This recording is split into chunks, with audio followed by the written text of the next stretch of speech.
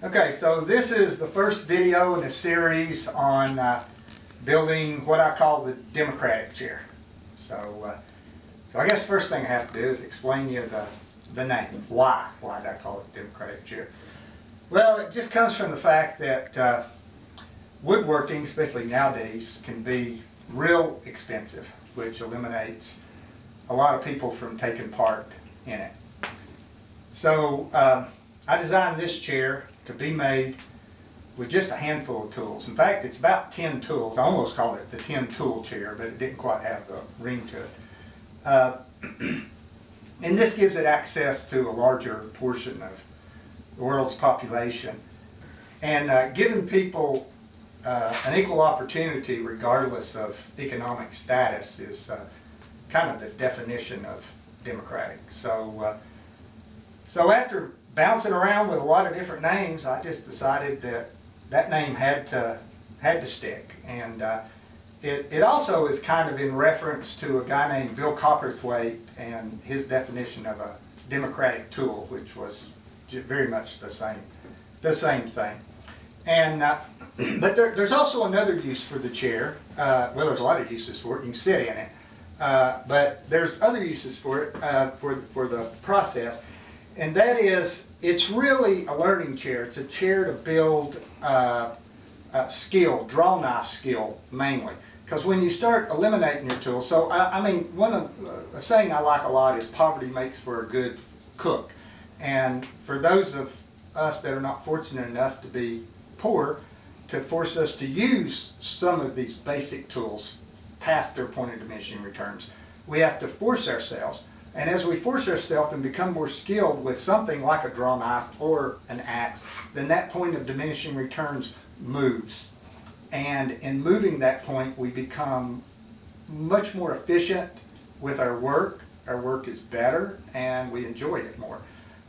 So, I mean, you know, if you're going to build this chair, use whatever tool that you want. And that's the other name for the chair, is use what you got. Because that's really what it is. I'm going to try to show you different techniques, different tools to use, but pretty much I'm trying to keep it down as basic as I can. And the draw knife, a bit brace, a squirt, and a taper reamer, you know, something to measure with, something to put a mark on it with, like a pencil, all that. So anyway, let's get, what I want to move to now is I just want to lay out the tools on the bench and show you what tools I'm getting ready to introduce. Okay, so here's the tools. Now the first thing that you may notice, you don't have to be very astute to notice it, is there's nothing here that can cut a tree down with. I mean, I don't think you want to do it with this little saw right here. And you could cut it down with this axe, but I wouldn't want to.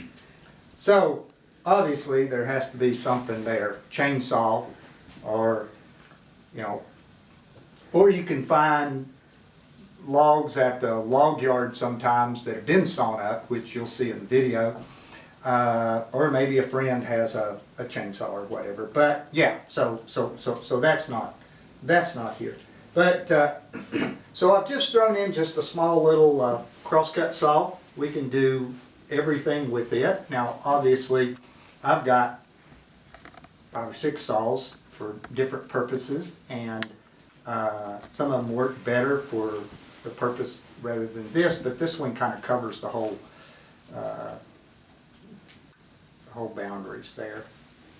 Then we got the axe, and we're going to do a few things with it. We'll be splitting with it instead of using a froe or wedges, although when you're initially splitting the log, a wedge would be a good thing to have there. So that would be a wedge in a larger hammer. That would be something that I'm not showing here either.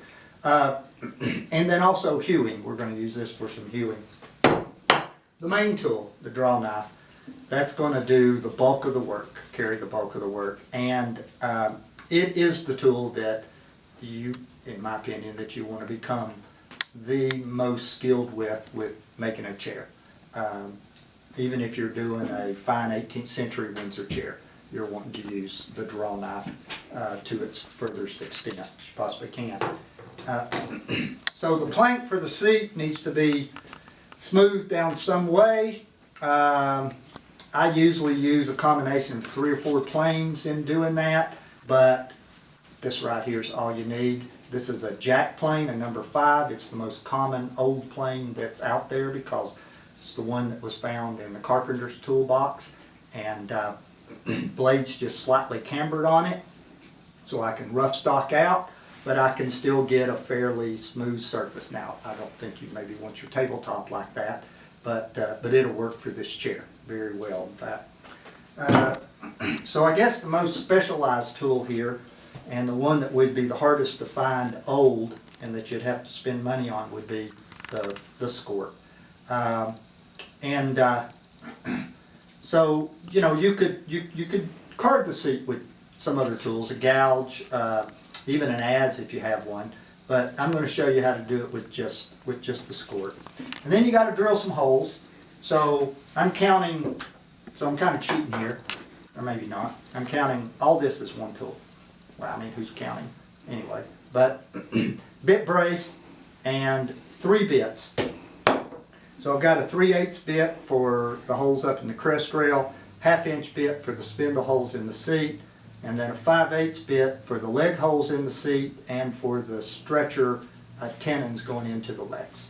So all of those. And auger bits, you know, they're readily available, so are bit braces. Readily available, used, and cheap. Something to measure with, so anything to do, a rule, a tape, a yardstick, whatever. And 1 chisel can do everything. And then we need a hammer for just a variety of things, you know.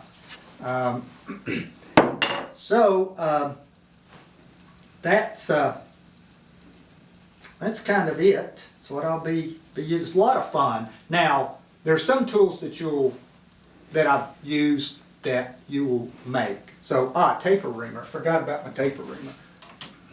And that's because this is an easy one to make right here on your own. You don't have to buy it. You can get an old saw blade for $1 and make this thing. You can find it on a site called Green Woodworking, I believe. Jenny Alexander's old site, and to show you how to make it. I think Elia Bazzari maybe even shows how to make it on his site. He sells them too. Tim Manny might even show them how to make it because he makes them and sells them too. But both those guys are very happy for you to make your own. Okay, well, let's go to the plans now, and I'll show them to you.